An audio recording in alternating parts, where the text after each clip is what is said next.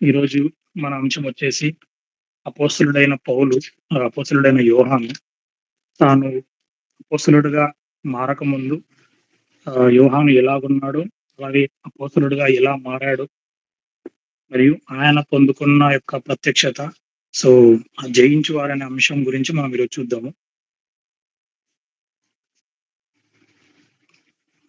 First మనము యోహాను యేసుప్రభు వారిని ఎక్కడ ఎన్‌కౌంటర్ చేసాడో మనం చూద్దాము. లూకా 5:10.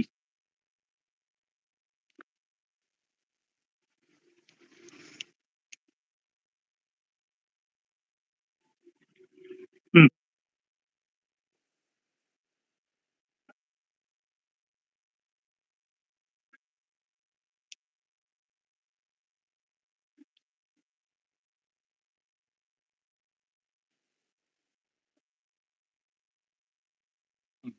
చాలా చాలా ఇక్కడ లూకాసు వార్త 5:10లో మనము ఒకటి రిఫరెన్స్ తీసుకున్నాం. అనేక రిఫరెన్స్‌లు ఉన్నాయి. సో, టైమ్‌ని మనము చూసుకోవాలి కాబట్టి ఇది ఒక రిఫరెన్స్. ఇక్కడ మన సీమోను అక్కడ ఆహ్, చేపలు పడుతున్నప్పుడు అక్కడ ఫస్ట్ టైము ఆహ్, యోహాను, యాకోబు కూడా అక్కడ ఉంటారు. సో, అక్కడ ఫస్ట్ టైమ్ యేసు ప్రభువుని వాళ్ళు ఎన్‌కౌంటర్ చేస్తారు అక్కడ. సో, అక్కడ వాళ్ళు ఎదుర్కొంటారు. సో, దాని తర్వాత మనము యోహాను యొక్క క్యారెక్టరిస్టిక్స్ అతను ఎలాంటి వాడో ఒకసారి చూద్దాము. లూకా 9 ఆహ్, 54. లూకా 9:54. సో, అతని గుణాలు ఎలాంటివో ఒకసారి మనం చూద్దాము. యేసు ప్రభువుని ఎరగక ముందు అతను ఎలాంటి వాడో మనం ఒకసారి చూద్దాము. 54. శిష్యులైన యాకోబును, యోహానును అది చూచి, ప్రభువా, ఆకాశం నుండి అగ్ని దిగి వీరిని నాశనం చేయనట్లు మేమాజ్ఞాపించుట నీకిష్టమా అని అడగగా, ఇక్కడ 52, 53 చూసుకున్నట్లయితే ప్రభువైన యేసుక్రీస్తు వారు యెరూషలేమునకు వెళ్ళుటకు ఆయన మనసు స్థిరపరచుకున్నప్పుడు తన దూతలు పంపిస్తారక్కడ. వెంటనే అక్కడ పంపిస్తున్నప్పుడు ఆయనకు బస సిద్ధం చేయాలని సమరయులు ఒక గ్రామంలో ప్రవేశించిరి గాని, ఆయన యెరూషలేమునకు వెళ్లి నభిముఖుడైనందున వారాయనను చేర్చుకొనలేదు. ఎవరు చేర్చుకోలేదంటే సమరయులు చేర్చుకోలేదు. సో, దానికి వాళ్ళు ఎవరు? యాకోబు, జెబెదయి కుమారులైన యాకోబు, యోహాను అది చూచి వాళ్ళు కోపోద్రేకులై ఏమంటున్నారంటే, ఆకాశం నుండి అగ్ని దిగి వారిని నాశనం చేయనట్లు మేము ఆజ్ఞాపించడం నీకిష్టమా? నువ్వు మాకు అనుమతిస్తే మేము అది చేస్తామంటున్నారు. ఎవరు? జెబెదయి కుమారుడు యోహాను. సో, వీళ్ళకొక బిరుదు ఉంది. ఆ బిరుదు ఏంటంటే తెలుసా? Son of thunder. అది ఎక్కడుంది అంటే మార్కు సువార్త 3:17. మార్కు సువార్త 3:17. జెబెదయి కుమారుడగు యాకోబు, అతని సహోదరుడగు యోహాను వీరిద్దరికీ ఆయన బోయనేర్గెసును పేరు పెట్టెను. బోయనేర్గెసు అనగా ఉరిమెడువాడని అర్థము. చూడు, యాకోబుకి మరియు యోహానుకి ఏమని పేరు పెట్టారంట? జెబెదయి ఉరిమెడువాడు అని. సో, ఇక్కడ ఉరిమెడువాడు అనంటే మనకు కొన్ని మీనింగ్స్ వస్తాయి. ఒకటి ఏంటిదంటే ఇంపల్సివ్ అని, లేదంటే ఎక్స్‌ప్లోజివ్ అని.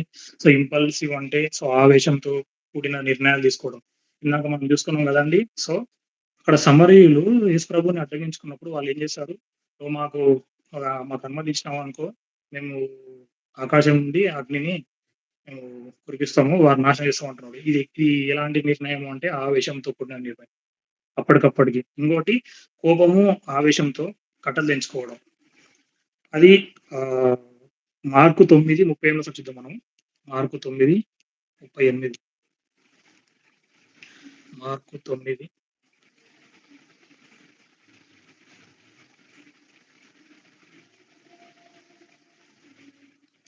అంతటా యోహాను బోధకుడా, వాడు నీ పేరట దయ్యములను వెళ్ళగొట్టుట చూచితిమి. వాడు మనలను వెంబడించు వాడు గాడు గనుక వానిని ఆటంకపరచటమని చెప్పాను.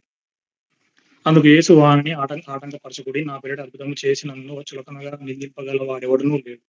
సో, యోహాను ఇక్కడ ఏమంటాడు 38లో, ప్రభువా, నీ పేరిట దయ్యాలను వెళ్ళగొడుతున్నాడు. వాడు వాళ్ళని వెంబడించట్లేదు గానీ, వాడిని మేము ఆటంకపరిచినాము. ఇక్కడ అంటే తొందరపాటు నిర్ణయాలు, ఆవేశంతో కూడిన నిర్ణయాలు, కోపంతో కూడిన నిర్ణయాలు తీసుకుంటున్నాడు ఇక్కడ. సో, యోహాను వెంబడిస్తున్నప్పటికి కూడా కొన్ని కొన్ని సార్లు ఎలా ఉన్నాడంటే, అక్కడ కోపంతో, ఆవేశంతో నిర్ణయాలు తీసుకుంటున్నాడు. అలాంటి వ్యక్తి ఇంకో చోట గూడా అలాగనే తన అంటే తను ఎలా ఉన్నాడో తను బయలుపరుచుకున్నాడు. మార్కు 10:35-37. మార్కు సువార్త 10:35-37. జెబెదయి కుమారులైన యాకోబును, యోహానును ఆయన యొద్దకు వచ్చి, బోధకుడా, మేము అడుగునదెల్లా నీవు మాకు చేయగోరుచున్నావని చెప్పగా, అందుకాయన నీకేమి చేయగోరుచున్నారని వారినడిగాను. వారు, నీ మహిమయందు నీ కుడివైపున ఒకడును, నీ ఎడమవైపున ఒకడును కూర్చున్నట్లు మాకు దయచేయమని చెప్పిరి. సో, అంటే ఇక్కడ, ఇక్కడ ఏం జరుగుతుంది అంటే, అక్కడ వాళ్ళు అడుగుతున్నారు. ఆయన కుడివైపున ఒకరు, ఎడమవైపున ఒకరు కూర్చుండమని చెప్పేసి. అంటే వీళ్ళేందంటే వీళ్ళ సొంత నిర్ణయాలు.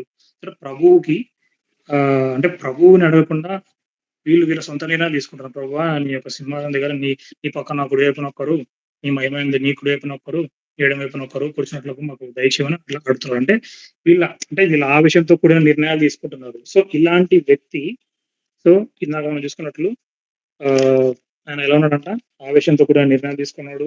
సో, ఆవేశముతో అక్కడ కోపంతో వాళ్ళని సమరయులను నిజంగా అగ్ని వేసి వీళ్ళని నాశనం చేద్దాం అంటున్నాడు.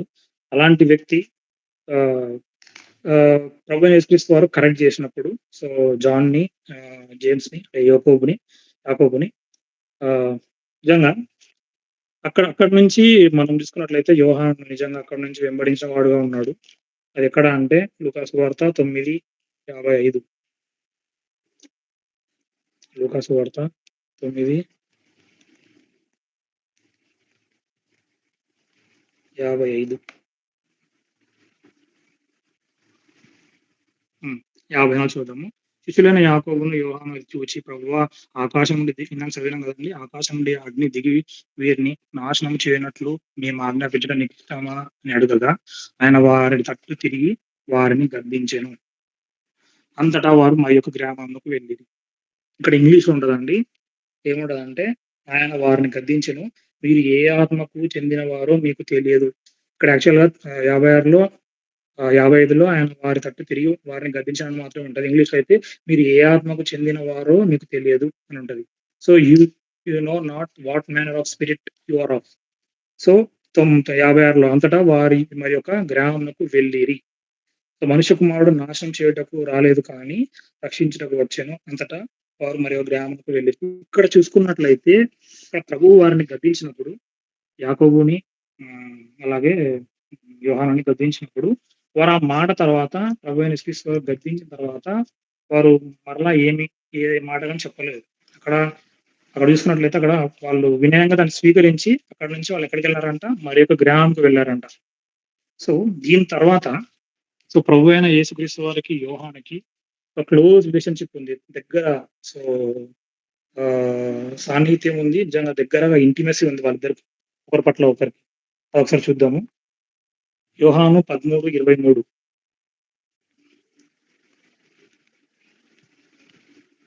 యోహాను 13:23. ఆయన శిష్యులలో యేసు ప్రేమించిన ఒకడు యేసు రొమ్మున ఆనుకొనుచుండెను.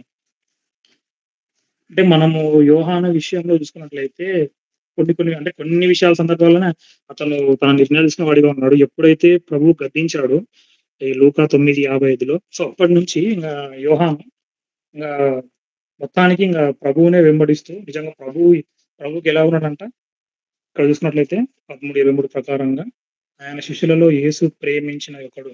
ఇక్కడ ప్రభువైన యేసుక్రీస్తు వారే ప్రేమించినట్టుగా అక్కడ యోహాను సువార్తలో యోహాను రాస్తున్నాడు.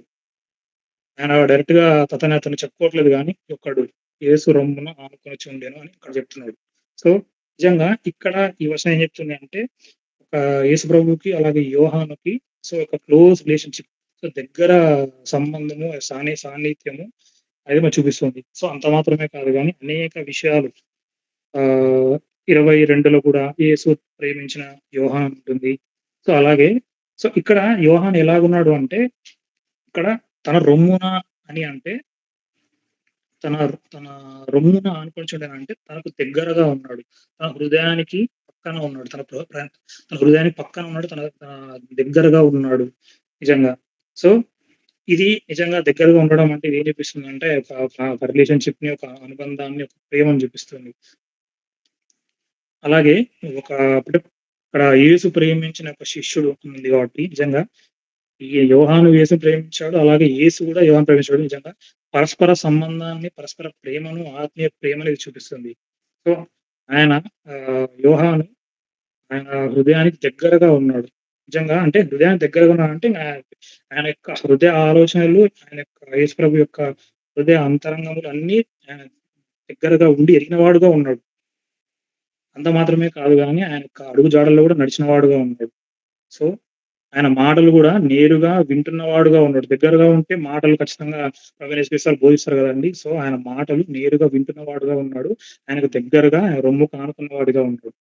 సో, అంత మాత్రమే కాదు గానీ, సో, ఈయన ప్రభువైన యేసుక్రీస్తు వారు సిలువలో కల్వరి సిలువలో ఉన్నప్పుడు ఈయన ఒక్కడు మాత్రమే అంటే మేల్ అపోస్టిల్స్‌లో అంటే మగ మగవారిలో శిష్యులలో అనేక మంది ఉన్నప్పటికీ యోహాను మాత్రమే ఉన్నట్టుగా ఇక్కడ రాయబడింది. అది ఎక్కడ అంటే యోహాను 19:25 చూద్దాం ఒకసారి.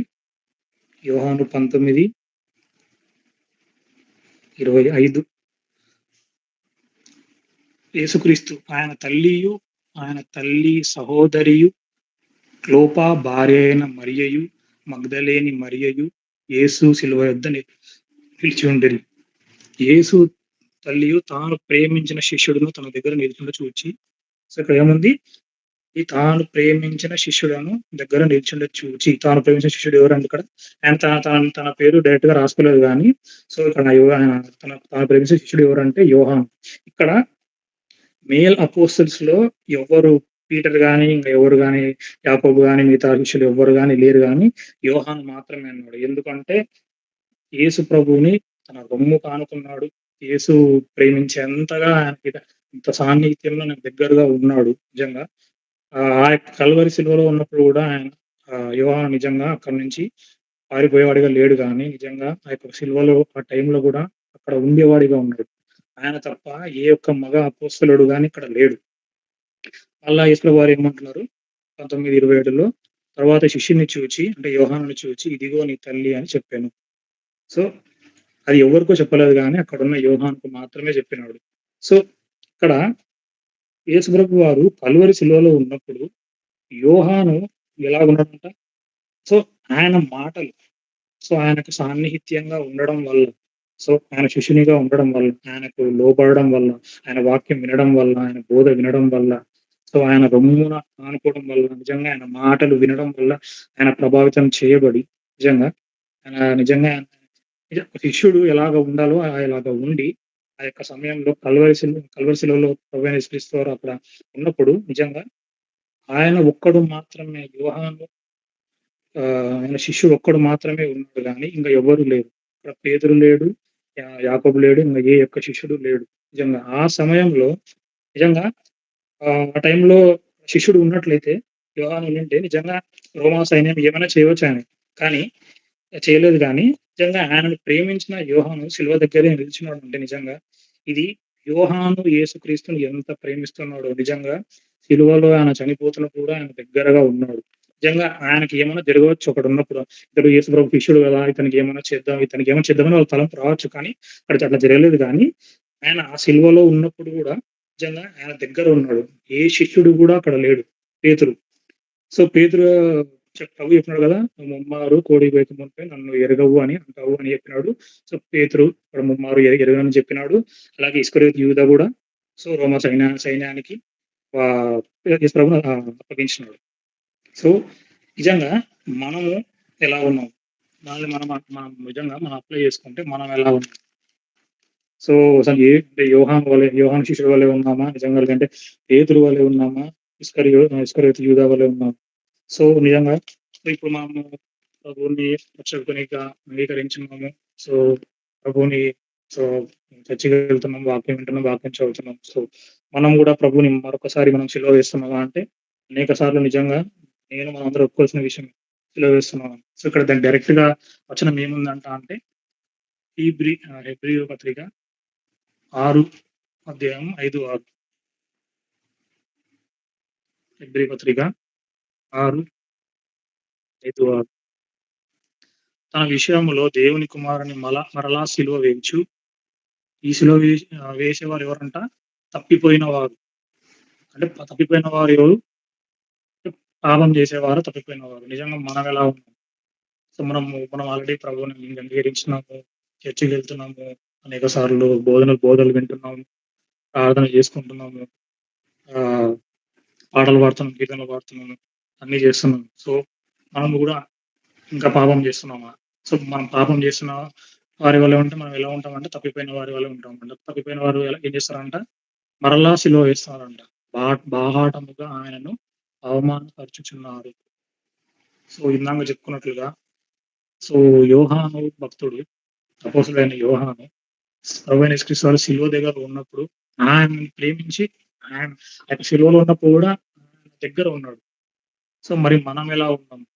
యోహాను వలె ఉన్నామా? లేదంటే పేతురు వలె గూడా ఈ యొక్క లోకంలో అనేక సార్లు నువ్వు అంటే మనం ప్రభువని ఒప్పుకోక మనం గూడా అనేక సార్లు పేతురు వలె మనము తృణీకరిస్తున్నామా?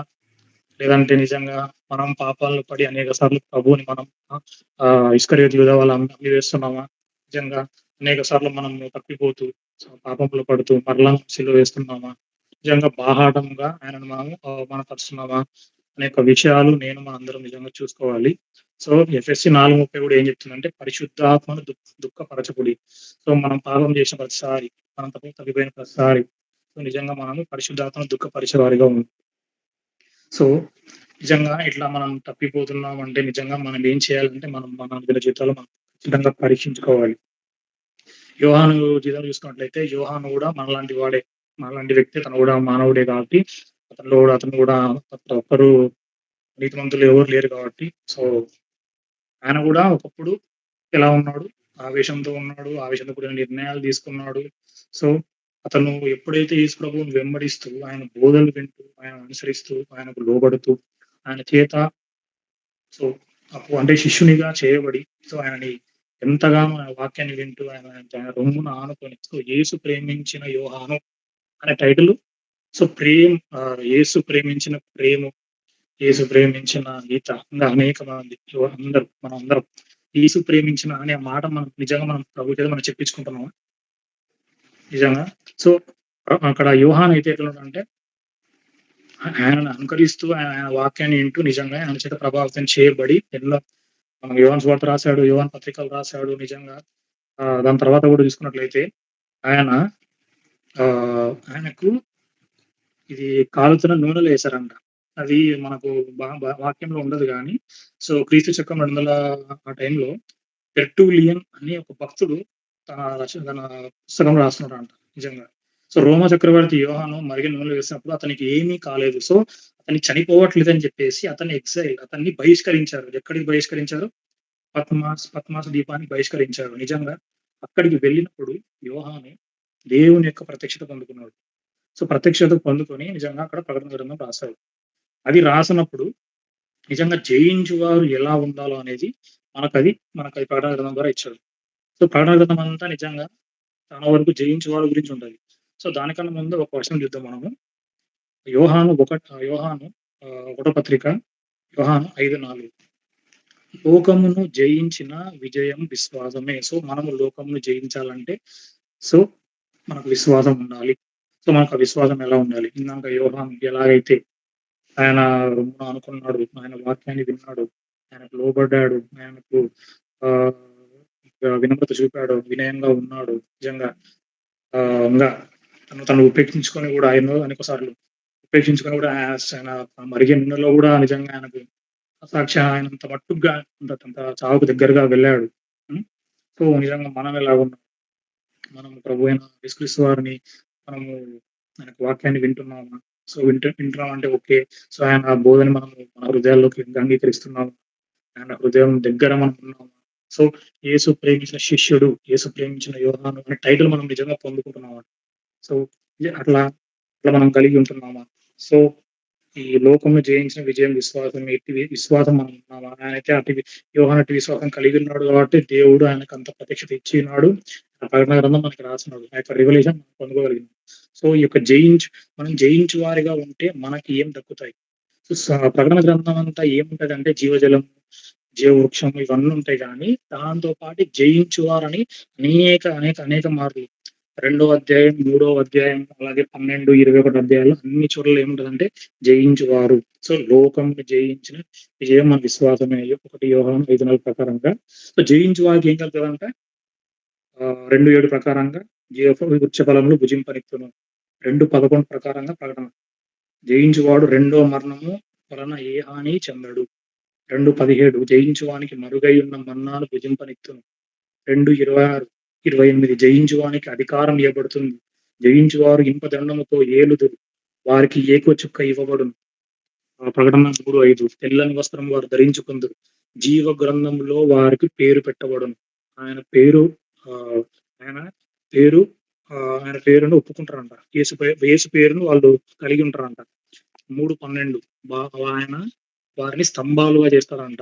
దేవుని పట్టణం పేరును, ఆయన కొత్త పేరును వారి మీద రాస్తాడంట. 3:21 జయించువానికి నా సింహాసనం నందు కూర్చుండనిచ్చెదను. నిజంగా ఈ సింహాసనం నందు కూర్చొనిచ్చిన విషయంలో నాకు బాగా అనిపించింది. మనము ఏదన్నా మన విషయాల్లో గూడా ఆహ్, మనం ఏ విషయంలో గాని వేరే వాళ్ళతో మనం ఈక్వల్‌గా అవ్వడానికి ఇష్టపడము. కానీ ప్రభువైన యేసుక్రీస్తు వారికి జయించు వారికి ఆయన ఏమిస్తున్నాడంట ఆయన సింహాసనం నందు కూర్చుండనిచ్చెదను అంటున్నాడు. సో, నిజంగా ఇది ఎంత గొప్ప భాగ్యం అండి మనకు. ఆయన సింహాసనంలో కూర్చుండే భాగ్యం మనకొస్తుంది. సో, అంత మాత్రమే కాదు గానీ 12, 11లో గూడా గొర్రెపిల్ల రక్తమును బట్టియు, తామిచ్చిన సాక్ష్యమును బట్టియు అపవాదిని జయించి ఉన్నారు. అలాగే 21:7 జయించు వాడికి జీవజల బుగ్గలను జలములను ఉచితముగా ఇచ్చెదను. వాడు వాటిని స్వతంత్రించుకొనును. నేను వారికి దేవుడను, వారు నాకు పిల్లలయ్యుందురు అని ఉంటది. సో, ఇవన్నీ జయించువారు. సో, జయించువారిగా అవ్వాలంటే మనము మన ఆంధ్ర జీవితాల్లో మనమే నేర్చుకోవాలి. ఇందాక యోహాను యోహాను భక్తుడు చెప్పినట్లుగా సో, ఆయన గద్దించినప్పుడు అక్కడ తర్వాత వాళ్ళక్కడ పట్టణంకి వెళ్ళిరని ఉంటది గానీ, తర్వాత ఏ మాట తిరిగి యోహాను, అలాగే యాకోబు చెప్పిన వారుగా లేరని అక్కడ మనకక్కడ అయితే వాక్యం డైరెక్ట్‌గా లేదు. సో, దాన్ని బట్టి మనం దిద్దుబాటుగా అనుకోవచ్చు. సో, మనం గూడా ప్రభువైన యేసుక్రీస్తు వారి వాక్యం చెప్తున్నప్పుడు, మనకు దిద్దుబాటు చేస్తున్నప్పుడు, మనల్ని గద్దిస్తున్నప్పుడు మనం దానికి లోబడుతున్నామా? సో, మనం గూడా యేసుక్రీస్తుకి యోహాను వల్లే హత్తుకొని ఆయనకు దగ్గరగా ఉన్నామా? సో, నిజంగా మనలను తెయించుకొని, నిజంగా మరణమంత మట్టుకు ఎలా అయితే యోహాను ఆహ్, నూనెలో ఆహ్, నూనెలో వేయబడినప్పుడు నిజంగా ఆయన తెగించుకొని క్రీస్తుకు సజీవ సాక్షిగా నిజంగా నిలబడినాడు. సో, మనం గూడా మనల్ని చేయించుకునే వారిగా ఉన్నామా? నిజంగా అట్టి విధంగా మనం మనల్ని మరణమంత మట్టుకు మనం క్రీస్తుని మనం ప్రేమిస్తున్నామా? నిజంగా క్రీస్తు ప్రేమించిన శిష్యుడు అనే ఆ యొక్క టైటిల్ మనం పొందుకుంటున్నామా? నిజంగా ఆ యొక్క క్రీస్తు ప్రేమను ఎలాగైతే శిష్యుడు అయిన యోహాను అనుభవించున్నాడో, మనం గూడా ఆ యొక్క ప్రేమను దగ్గరుండి వాక్యం ద్వారా అప్పుడైతే ఆడ ప్రభువైన యేసుక్రీస్తు వారు ఇన్ పర్సన్‌గా శరీరధారుడిగా ఉన్నాడు కాబట్టి అక్కడ ఆయన ఆస్వాదించినాడు. మనం ఇప్పుడు వాక్యం మనకు దేవుడుగా ఉన్నాడు కాబట్టి సో, మనం ఆ యొక్క వాక్యాన్ని మనం ప్రేమిస్తున్నామా? ఆ యొక్క వాక్యాన్ని మనం అనుభవిస్తున్నామా? నిజంగా విశ్వాసంలో మనం నిలబడుతున్నామా? ఏమంటాడు లోకంలో జయించిన విజయము విశ్వాసమే. మనం విశ్వాసం నిలబడుతున్నామా? సో, నిజంగా ఇవన్నీ మనం కలిగి ఉంటే మనకేమైతదంటే, ఈ ప్రకటన గ్రంథంలో చెప్పిన ప్రకారంగా జయించువానికి అన్నీ ఇస్తా అంటున్నాడు. ప్రతి ఒక్కటి.